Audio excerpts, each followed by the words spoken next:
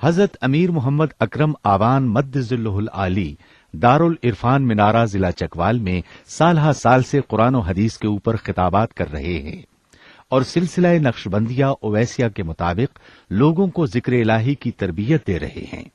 وہ قرآن پاک کی تفسیر ترتیب وار بیان کر رہے ہیں۔ تفسیر قرآن کو وہ موجودہ ملکی اور بین الاقوامی حالات کے مطابق بیان کرتے ہیں۔ موٹر وے سے کلر کہار کے انٹرچینج سے نکلتے ہوئے کلر کہار کی جھیل سے ہوتے ہوئے میانی، بوچھال اور نورپور سے گزرتے ہوئے دارالعرفان منارہ پہنچ سکتے ہیں۔ حضرت امیر محمد اکرم آوان نے بچیوں اور بچوں کی دینی اور دنیاوی تعلیم کے لیے سقارا اکیڈمی کے نام سے ایک درس گاہ بھی قائم کی ہے، جس کا افتتاح ملک پاکستان کے صدر جنرل محمد ضیاء الحق نے اپنے دستے الحمدللہ رب العالمین والصلاة والسلام علی حبیبہ محمد وآلہ وصحبہ اجمعین۔ اعوذ باللہ من الشیطان الرجیم، بسم اللہ الرحمن الرحیم۔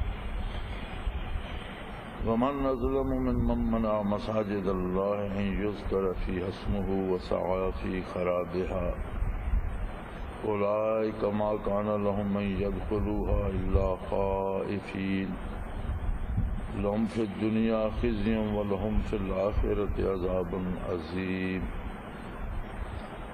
اللہم سبحانک لا علم لنا الا ما علمتنا انک انت العلیم الحکیم۔ مولایا صلی وسلم دائما ابدا علی حبیبک من زانت بہ السرور۔ اللہ کریم کی نافرمانی جو بھی ہو وہ ظلم ہے، جہاں بھی ہو، جیسے بھی ہو۔ کمیت اور کیفیت کے حساب سے اس میں فرق ہو سکتا ہے کہ تھوڑا ظلم ہے، زیادہ ظلم ہے، بہت زیادہ ظلم ہے، لیکن ظلم آخر ظلم ہے۔ اور سب سے بڑا ظلم یہ ہے کہ اللہ کے ساتھ کسی کو شریک ٹھہرایا جائے۔ وَإِنَّ الشِّرْكَ لَظُلْمٌ عَظِيمٌ، کہ اللہ کی ذات یا اس کی صفات میں کسی اور کو شریک کیا جائے یا کسی اور کو ایسا مانا جائے جیسا صرف اللہ کا حق ہے، تو یہ بہت بڑا ظلم ہے۔ اسی طرح دوسرا بڑا ظلم یہ ہے کہ ان مساجد کو، ان گھروں کو جو اللہ کی عبادت کے لیے وقف کر لیے گئے ہیں، مسجد اس جگہ کو کہتے ہیں جو کلی طور پر صرف عبادت الہی کے لیے صرف سجدہ گاہ بنا دی جائے اور اس میں کسی کا مالکانہ عمل دخل نہ ہو۔ انتظامی امور کا انجام دینا الگ بات ہے، لیکن مالک اس کا صرف اللہ ہے۔ اور مسجد کا احترام اس حد تک ہے کہ دنیاوی کاروبار کی بات کرنا بھی مسجد میں حرام ہے۔ مسجد میں بیٹھ کر اگر کوئی بات بھی کرے تو عظمت الہی کی کرے، دین کی کرے، سیکھنے سکھانے کی کرے، مسائل کی کرے۔ گپ شپ کرنا، حال احوال پوچھنا اور دنیاوی کاروبار کی بات کرنا بھی حرام ہے۔ آپ کو یاد ہوگا کہ یہاں جب اجتماع ہوتا ہے تو بچے دینی کتابیں، اپنے سلسلے کی کتابیں یہاں لگا لیتے تھے کہ ساتھی خریدتے ہیں، لیکن علماء نے اٹھوا دی کہ بے شک دین کا کام ہے، لیکن خرید و فروخت مسجد کے اندر جائز نہیں۔ سجدہ گاہ کی حد سے باہر رکھ لو۔ جو جگہ سجدے کے لیے مختص ہے، جو مسجد ہے، وہاں ہے۔ مسجد اللہ کریم کا اتنا بڑا انعام ہے کہ یہ بھی امت محمدیہ علیہ صاحب الصلاۃ والسلام کی خصوصیت ہے۔ ورنہ پہلے زمانے میں انبیاء علیہ الصلوۃ والسلام کی پہلی امتوں میں جو جگہ مسجد کے لیے مختص کر دی جاتی اس کے علاوہ کسی دوسری جگہ نماز ادا نہیں ہوتی تھی اور لازمی ہوتا تھا کہ ہر فرد وہیں پہنچے۔ یہ اللہ کریم کا احسان ہے کہ اس امت کے لیے اس نے ساری زمین کو مسجد قرار دے دی۔ نبی علیہ الصلوۃ والسلام اپنے فضائل ارشاد فرماتے ہیں وَجَعَلَ لِيَ الْأَرْضَ مَسْجِدًا وَطُهُورًا، کہ میری وجہ سے اللہ کریم نے زمین کو دو خصوصیات دی۔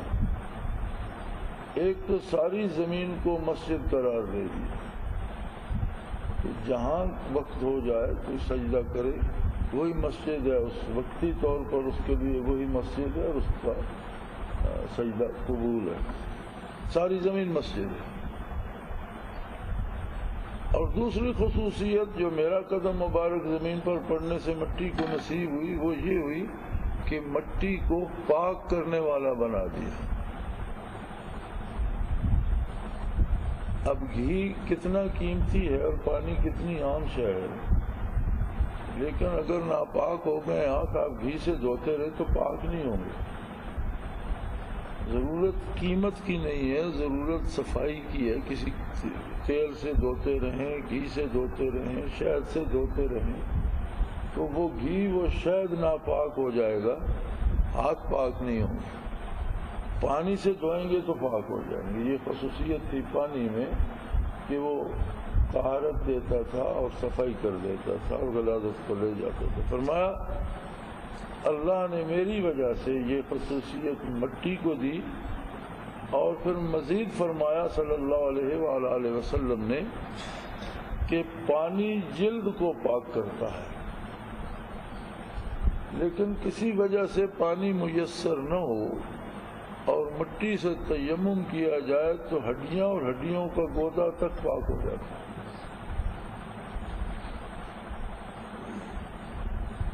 تو اس اعتبار سے زمین پر رہتے بستے ہوئے زمین میں فساد پیدا کرنا گویا اللہ کی مسجد میں فساد کرنا ہے۔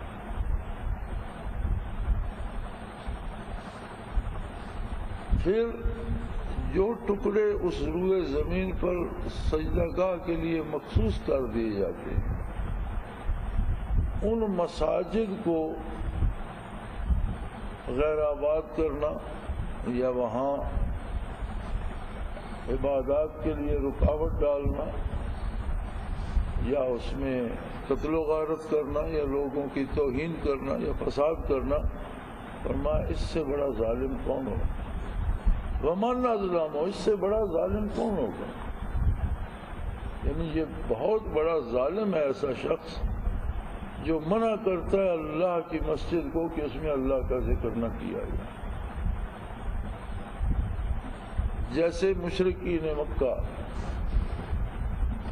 بتوں کو تو کعبے میں سجائے ہوئے تھے، لیکن بیت اللہ میں اللہ کے نبی اور امام الانبیاء صلی اللہ علیہ وسلم کو داخل ہونے سے مانے۔ ویسا ہی جرم ہے کہ آپ کسی بھی اللہ کے بندے کو اللہ کی عبادت کرنے سے مسجد میں روک۔ اب یہ روکنے کے یا مساجد کو غیر آباد کرنے کے مختلف طریقے یا مختلف درجے ہیں۔ مثلا مسجد کے خلاف کے پڑوس میں آپ شور کرتے ہیں اتنا کہ لوگ نماز ادا نہیں کر سکتے، گانا بجانا شروع کر دیتے ہیں، ڈھول تماشا پیٹنا شروع کر دیتے ہیں، نماز کے اوقات میں کوئی ایسا کام شروع کر دیتے ہیں کہ نمازی اس سے پریشان ہوتے ہیں، یا کسی کو مسجد میں آنے سے روکتے ہیں، یا پھر خود نماز تو ادا کرتے ہیں بلا عذر شرعی مسجد میں جانے کا تکلف نہیں کرتے۔ عذر شرعی ہو پھر اور بات ہے، کوئی بیمار ہے، کوئی چل نہیں سکتا، مسجد دور ہے وہاں تک جا نہیں سکتا، یا فجر کی رات کی نماز ہے راستے میں خطرہ ہے، کوئی کتا کاٹ لے گا یا کوئی بندہ روک دے گا، تو یہ تو عذر شرعی ہوئے، یا بارش ہے طوفان ہے تو آدمی نہیں جا سکتا، یہ تو الگ بات ہے۔ لیکن جہاں کوئی عذر نہ ہو اور میں سستی کی وجہ سے مسجد میں نہ جانا اور گھر پہ نماز پڑھ لینا، یہ بھی مسجد کی غیر آبادی کا سبب ہے۔ مساجد کو آباد کرنا ہے، غیر آباد نہیں۔ اور یہ جو آج کل رواج ہے کہ مساجد میں نمازیوں پہ گولی چلا دی یا وہاں بم پھینک دیا، یہ تو انتہائی ظلم ہے۔ کوئی کیسا بھی برا آدمی ہو اور کوئی کیسا بھی بدعقیدہ ہو، مسلمان نہ ہو، ہندو سکھ ہو، عیسائی ہو، یہودی ہو، اپنی عبادت گاہ میں جب وہ جاتا ہے تو اپنے طریقے سے جو کچھ وہ کر رہا ہوتا ہے وہ اپنے پورے خلوص سے کر رہا ہوتا ہے۔ اس لیے نبی کریم صلی اللہ علیہ وآلہ وسلم نے منع فرمایا کہ عبادت خانوں میں عبادت کرنے والوں کو پریشان نہ کیا۔ اب وہ کسی فرقے کسی طبقے کے ہیں، بت پوج رہے ہیں یا آگ پوج رہے ہیں، لیکن ان کا ایک برائے نام عبادت خانہ بنا ہوا ہے، اس میں وہ صرف عبادت کرتے ہیں۔ تو جہاد میں بھی نبی علیہ الصلوۃ والسلام نے افواج اسلامی کو یہ حکم دیا کہ کسی عبادت خانے میں، کسی معبد میں عبادت کرنے والوں کو پریشان نہ کیا جائے، ان سے چھیڑا نہ جائے۔ چہ جائے کہ اہل حق ہوں، اللہ کی مسجد ہو اور اللہ کا دین ہو اور اللہ کے نبی صلی اللہ علیہ وسلم کے حکم اور سنت کے مطابق وہاں وہ عبادت کے لیے جمع ہوتے ہیں اور انہیں پریشان کیا جائے یا وہاں قتل و غارت گری کی جائے، مسجد کو ویران کرنے کا سبب پیدا کیا جائے، تو فرمایا اس سے بڑا ظلم کیا ہو، بہت بڑا ظلم ہے۔ بلکہ وَسَعَىٰ فِي خَرَابِهَا أُولَٰئِكَ مَا كَانَ لَهُمْ أَن يَدْخُلُوهَا إِلَّا خَائِفِينَ۔ مسجد بارگاہ الہی ہے، دربار الہی ہے، اور جو بھی حق پرست، جو بھی اللہ کا بندہ مومن وہاں اللہ کی حضوری کے لیے نبی کریم صلی اللہ علیہ وسلم نے فرمایا، ایک حدیث کا مفہوم ہے کہ نمازی کے آگے سے نہ گزرو، فَإِنَّهُ يُنَاجِي رَبَّهُ، کہ وہ اپنے رب سے سرگوشیاں کر رہا ہے، بات کر رہا ہے۔ آپ درمیان سے کیوں گزرتے ہیں؟ وہ اپنے پروردگار سے اپنا درد دکھ کہہ رہا ہے، اپنا درد دل کہہ رہا ہے، اس کی تعریف بیان کر رہا ہے، اپنی احتیاج بیان کر رہا ہے، اپنی ضرورت بیان کر رہا ہے، تو تم درمیان میں مت آؤ۔ اس کا مطلب ہے مسجد وہ جگہ ہے جہاں جلالت باری کا اظہار ہوتا ہے، عظمت الہی کا اظہار ہوتا ہے۔ مسجد اللہ کا دربار ہے جہاں براہ راست ہر مسلمان اللہ کی ذات کو سجدہ کرتا ہے، اس کے اور اس کے معبود برحق کے درمیان کوئی نہیں ہوتا۔ الصلاۃ معراج المومنین، اور کما قال رسول اللہ صلی اللہ علیہ وسلم، نماز مومن کی معراج ہے، صلاۃ مومن کی معراج ہے۔ جس طرح آقا نامدار صلی اللہ علیہ وسلم معراج پر تشریف لے گئے اور اللہ کے حضور اس کی بارگاہ میں ایک اللہ تھا اور ایک اللہ کا رسول تھا، روبرو بالمشافہ گفتگو نصیب ہوئی، اسی طرح اپنی حیثیت کے مطابق بندہ مومن جب اللہ کی بارگاہ میں سر بسجود ہوتا ہے تو یہ اس کی حیثیت کے مطابق معراج ہے، اللہ سے ہم سخن ہے، اللہ سے گفتگو کر رہا ہے، اللہ سے اپنی گزارشات پیش کر رہا ہے۔ تو اس میں اسے برباد کرنے کی یا اس میں فساد کرنے کی کوئی کوشش نہیں، فساد فی خرابہ، اس کی بربادی میں کوشاں ہو، روکنا دوسروں کو یا رکاوٹ کا سبب بننا یا مساجد کو اس حال میں پہنچا دینا کہ چند لوگ تو نماز ادا کریں اور چند بندوق لے کر پہرا دیں، کتنی بڑی ظلم کی بات۔ یہ تو عین حالت جنگ میں حکم ہے کہ جنگ ہو رہی ہے اور نماز کا وقت آ گیا تو اللہ کریم نے فرمایا کہ آدھی فوج نبی کریم صلی اللہ علیہ وسلم کے پیچھے صف بستہ ہو جائے اور آدھی کمر بستہ شمشیر بکف کفار کے مقابلے میں کھڑی رہے، اور جب یہ 2 رکعت ادا کر چکے ہیں تو یہ چلے جائیں کفار کے مقابلے میں، اور دوسری 2 رکعت پہلے والے آ کر حضور کے ساتھ شامل ہو جائیں، اور 4 رکعت میں دوگانا پڑھیں مجاہد، آدھے پہلی 2 رکعت آدھے پچھلی 2 رکعت، آدھے شمشیر بکف رہیں۔ ایسا نہ ہو کہ کفار آپ کو حالت عبادت میں مشغول دیکھ کر ہلہ بول دیں اور نقصان پہنچائیں۔ اب یہ بات تو میدان جنگ کی ہے اور کافروں کے مقابلے میں مسلمانوں کی ہے، تو اگر اب عام حالات میں بھی مسجد کے باہر بندوق بردار کھڑے کر کے نماز پڑھنی پڑے تو سوچنا یہ پڑتا ہے کہ کیا ہم میدان جنگ میں ہیں اور دوسری طرف یہ باہر کافر ہیں، مشرک ہیں جو ہمیں مارنا چاہتے ہیں، اور جو کام کافر یا مشرک سے کرنے کا خطرہ ہے وہی کلمہ وہ بھی کرے تو فرق کیا رہے گا؟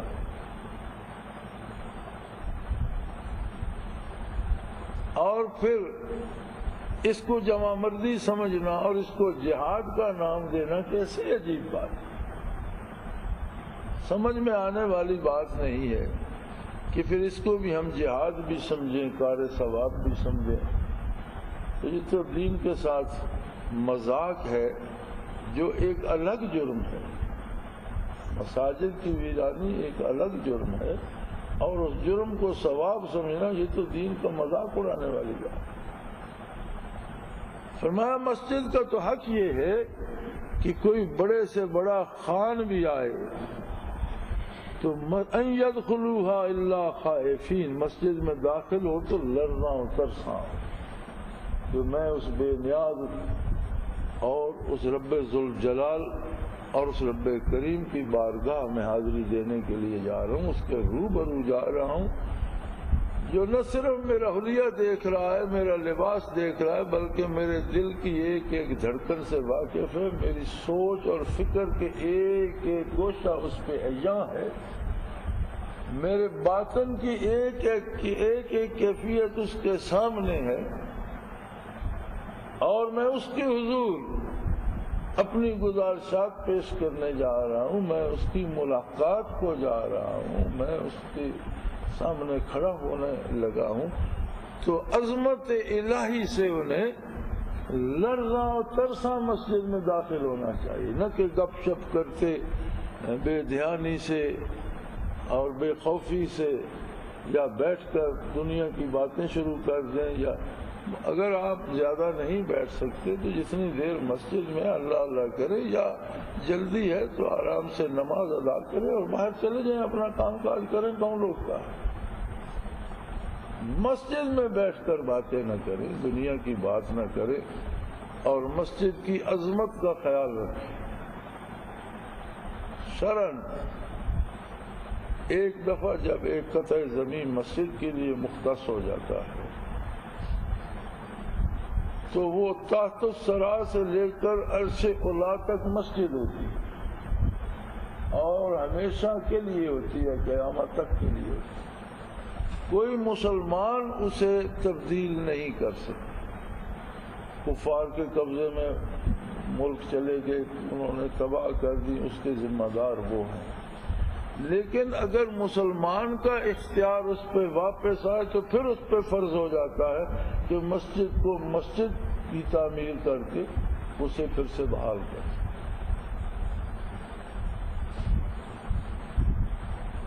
بڑی دیر کی بات ہے، برطانیہ میں ایک صورتحال پیش آئی تھی۔ برطانیہ عظمیٰ نے دنیا پہ حکومت کی، امریکہ، کینیڈا، افریقہ، ایشیا، اور یہ محاورہ بن گیا تھا کہ ملکہ کی سلطنت میں سورج غروب نہیں ہوتا، لیکن خود برطانیہ وہی چھوٹا سا جزیرہ نما ہے اور جگہ کی بہت کمی ہے، قلت ہے۔ تو برطانیہ میں اس وقت بھی زمین اس طرح فروخت نہیں ہوتی تھی جیسے ہمارے یہاں ہوتی ہے کہ یہ اتنے گز کا پلاٹ آپ کو دے دیا پھر اس کا ہو گیا، نہیں، وہ فروخت ہوتی تھی اس زمانے میں بھی اتنی لمبائی، اتنی چوڑائی اور اتنی اونچائی تک آپ کو میں دے رہا ہوں، اس کے بعد جو اوپر والی اونچائی ہے وہ پچھلے مالک کی رہتی ہے، پھر وہ بیچتا ہے۔ تو مسجد کے لیے جگہ خریدی گئی اور مسجد بنائی گئی، تو پچھلے مالک سے کسی نے مسجد کے اوپر کسی دوسرے فرقے نے اپنی عبادت گاہ بنانے کے لیے جگہ خریدی، مسئلہ کھڑا ہو گیا، عدالت میں چلا گیا، تو یہی دلیل مسلمانوں کے وکیل نے دی تھی کہ مسجد کے لیے جو جگہ خریدی جاتی ہے اور پھر وقف کر دی جاتی ہے تو ہمارے دین کے مطابق تحت الثری سے لے کر عرش عظیم تک وہ مسجد بن جاتی، اس میں نہ اس کے نیچے کوئی تہہ خانہ بنا کر کوئی کاروبار کیا جا سکتا ہے، نہ اس کے اوپر دوسرا کوئی گھر یا دوسرا کوئی معبد بنایا جا سکتا ہے۔ اگر ایسا ہوگا تو یہ دین میں مداخلت ہوگی جو برطانیہ کے قانون میں بھی درست ہے، یعنی برطانوی قانون میں بھی کسی کے دین میں مداخلت کی اجازت نہیں ہے، اور یہ دلیل حکومت برطانیہ نے بھی قبول کی تھی کہ واقعی ہمارے قانون میں بھی کسی کے مذہب میں مداخلت کی اجازت نہیں ہے، اور اگر یہ ان کے مذہب کا فیصلہ ہے تو بیچنے والے کو چاہیے تھا کہ وہ پہلے سے زیادہ قیمت لے لیتا کہ میں ساری بلندی بیچ رہا ہوں تو میں اس ساری کی قیمت لوں گا، اب کچھ نہیں ہو سکتا۔ اور واقعی ان غیر مسلموں نے بھی اسلام کے اس اصول کا احترام کیا۔ تو مسجد کی عظمت یہ ہے کہ یہ خطہ زمین تحت الثری سے لے کر عرش اولا تک صرف اور صرف اللہ کے سجدوں کے لیے وقف ہو جائے۔ ہمارے علماء حضرات خطیب کا یا امام کا گھر بنا دیتے ہیں، یا تو مسجد کے ساتھ بناتے ہیں، کبھی مسجد کے اوپر نہیں بناتے، یا اوپر بناتے ہیں تو جو وضو خانے اور حجرے وغیرہ باہر ہوتے ہیں جہاں سجدے نہیں کیے جاتے ان پر بناتے ہیں۔ آپ کبھی مسجد کی چھت پر کوئی گھر نہیں دیکھیں۔ اور پھر اس کی عظمت یہ ہے کہ ما کان لهم ان يدخلوها الا خائفین، کسی کو یہ زیب نہیں دیتا کہ وہ اکڑتا ہوا مسجد میں آئے، بلکہ لرزاں و ترساں، اور اس خیال کو اپنے دل میں جمع کرے کہ میں اللہ کے حضور پیش ہونے جا رہا ہوں، میں کتنا خطا کار ہوں، میرے دل میں کتنی سیاہیاں ہیں، میری فکر میں کتنی خرابیاں ہیں، وہ بے نیاز دیکھ رہا ہے، جان رہا ہے۔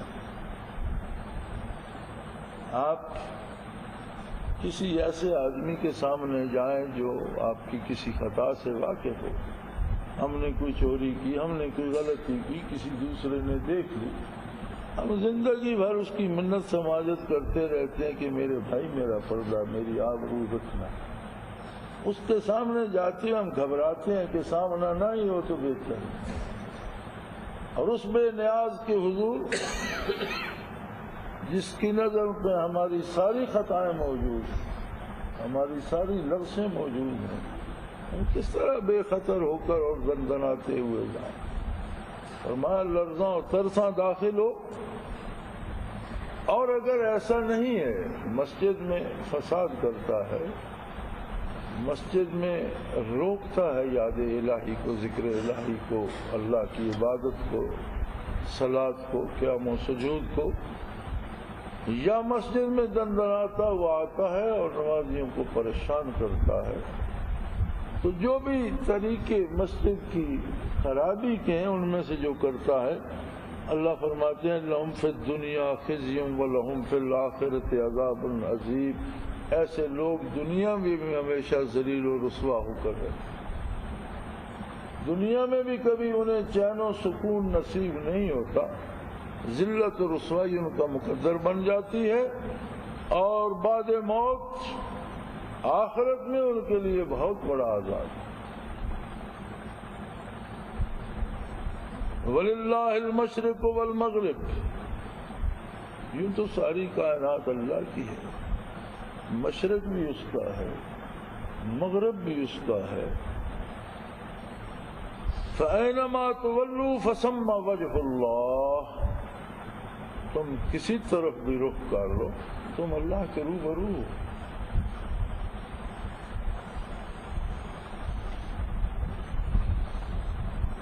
یہود کے علماء نے یہ بڑا اعتراض بنا لیا تھا کہ مسلمانوں کا دین عجیب ہے بھائی، یہ پہلے تو اتنا عرصہ بیت المقدس کی طرف منہ کر کے نمازیں پڑھتے رہے، اب انہوں نے بیت اللہ کی طرف منہ کر کے پڑھنا شروع کر دیں، تو بھلا وہ قبول ہوں گی جو بیت المقدس کی طرف منہ کر کے پڑھی تھی، یا یہ منظور ہوں گی جو بیت اللہ کی طرف منہ کر کے پڑھ رہے ہیں؟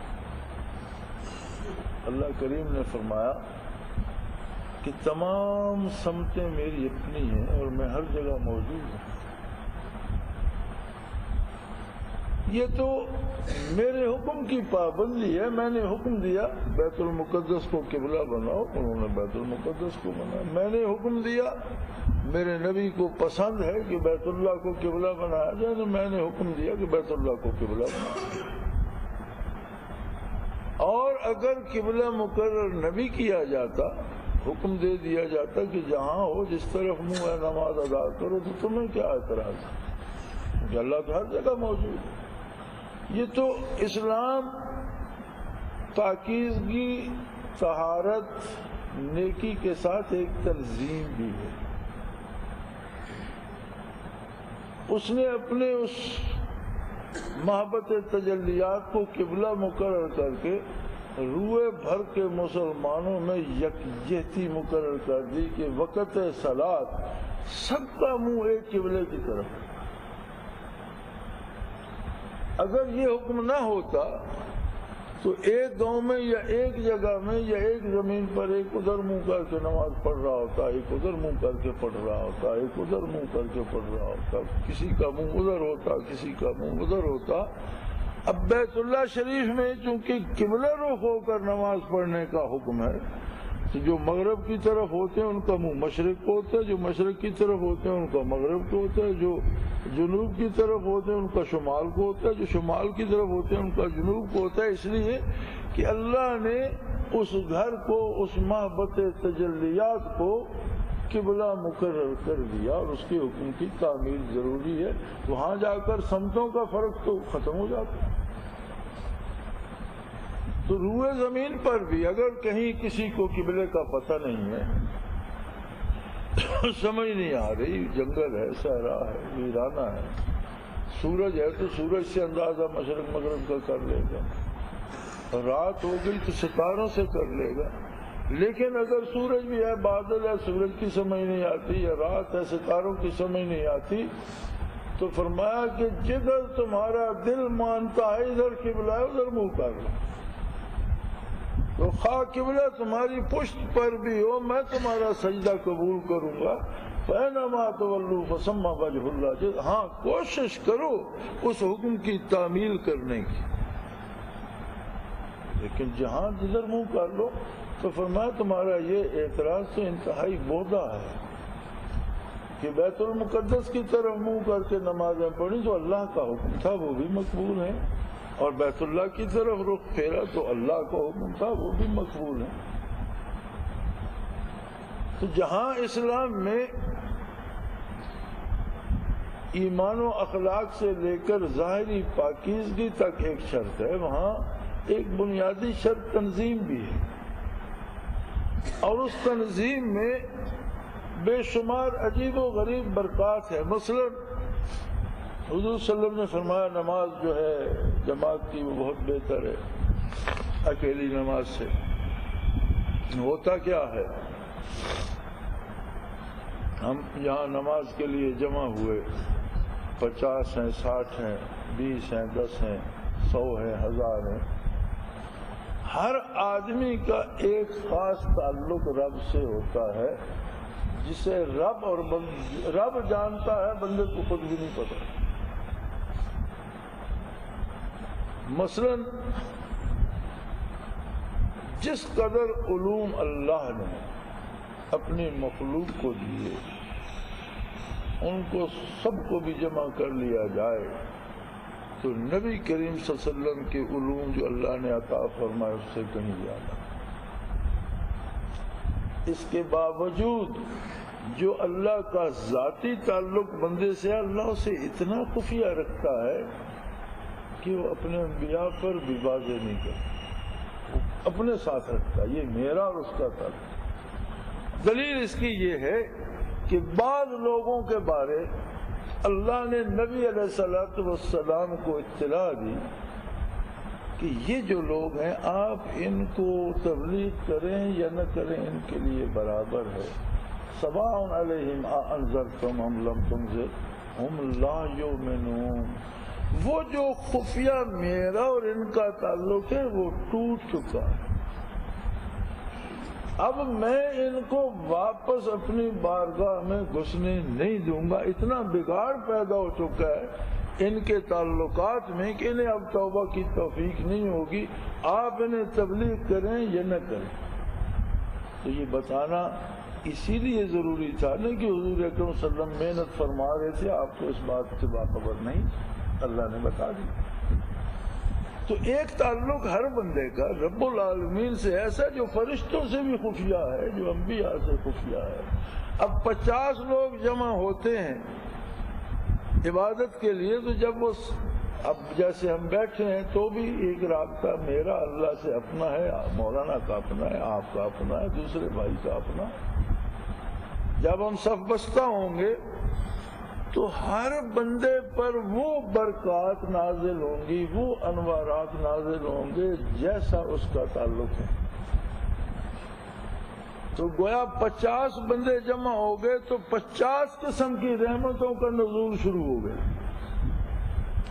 اب جب بارش کی طرح وہ رحمتیں برستی ہیں تو سارے ایک دوسرے کی رحمتوں سے مستفید ہوتے ہیں.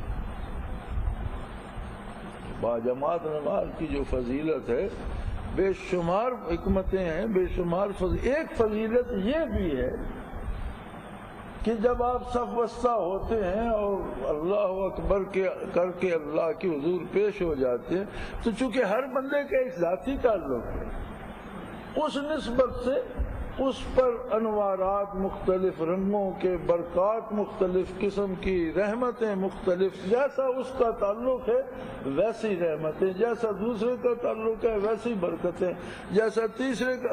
تو ایک گلدستہ بن جاتا ہے،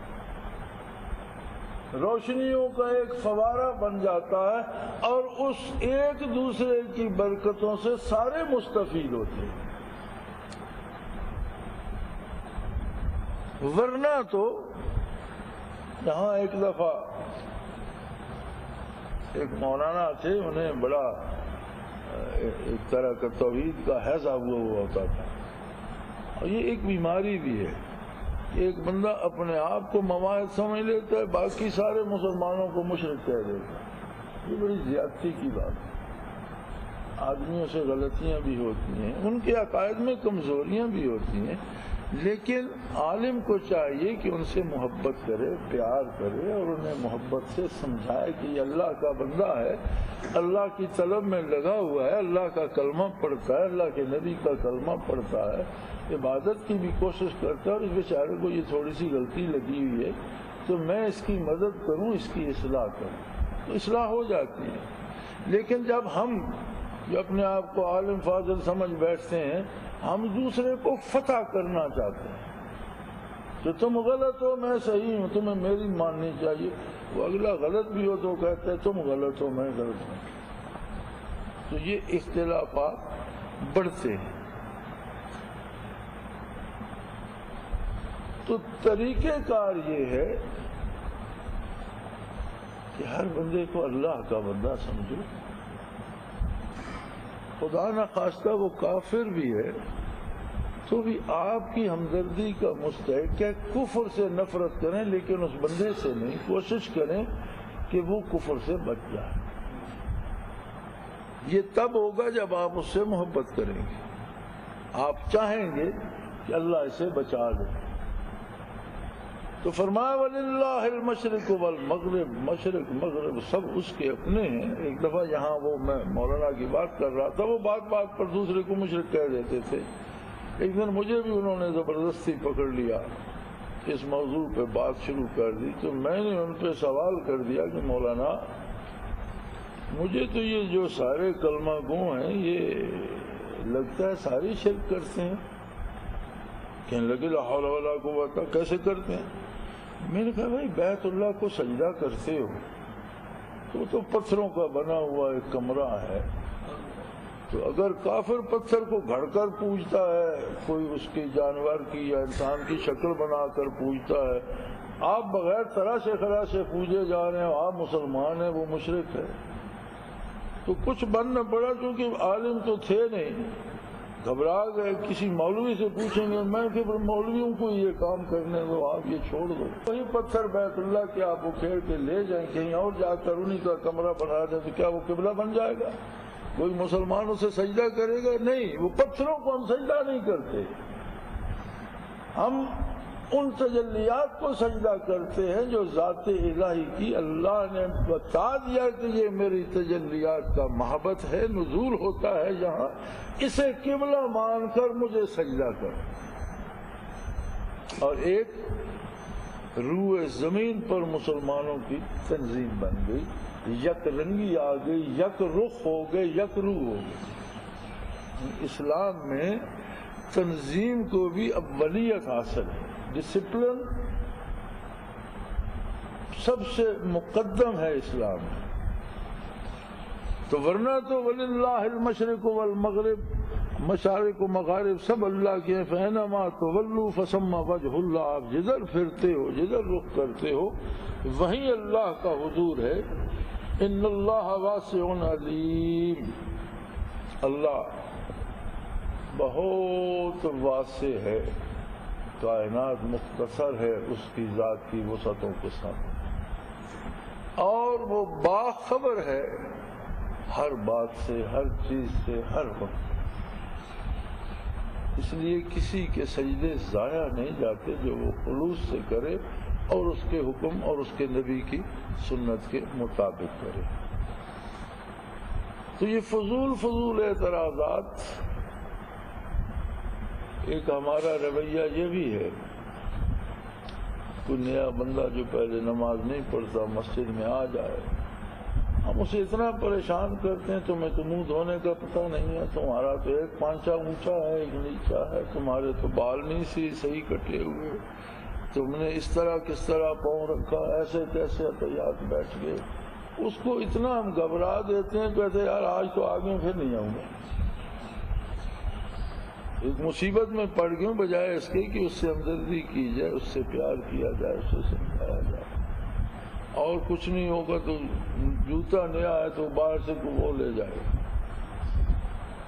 تو یہ ساری باتیں جو ہے یہ اس بات پر دلالت کرتی ہیں کہ ایسے لوگوں کا دل نور ایمان سے خالی ہوتا ہے, عظمت الہی سے خالی ہوتا ہے. اور ایسی حرکات جو عبادت گاہ کو ویران کرنے کا سبب بنے, بہت بڑا ظلم ہے. فرمایا اس سے بڑا ظلم اور کیا ہوگا, کس ظلم کا تصور کیا جا سکتا ہے. اللہ کریم ہمیں توفیق دے کہ ہم اللہ کے گھروں کا احترام کر سکیں, ان کا حق ادا کر سکیں. توفیق دے کہ ان میں سجدے ادا کر سکیں, ان کو آباد رکھ سکیں. اور چونکہ روئے زمین بندے مومن کے لیے مسجد ہے, اس لیے زمین پر سے فساد کو لا تفسدوا فی الارض, زمین پر فساد پیدا نہ کرو, زمین پر سے فساد کو ختم کیا جائے. وآخر دعوانا ان الحمدللہ رب العالمین.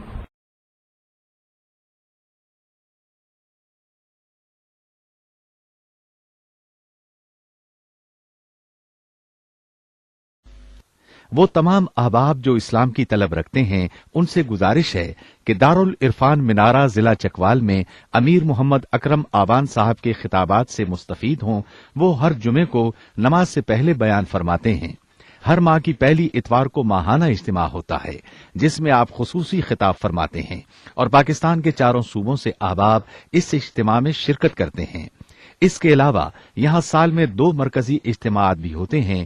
ایک رمضان المبارک میں اعتکاف کا اجتماع اور دوسرا جولائی اور اگست میں 40 دن کا اجتماع. گنبد خضرا سے روشن ہوگی پھر اپنی سحر، اپنا خون سیماب دے کر اتنا ہم کر جائیں گے، نام آقا کا چمن میں پھر رقم کر جائیں گے.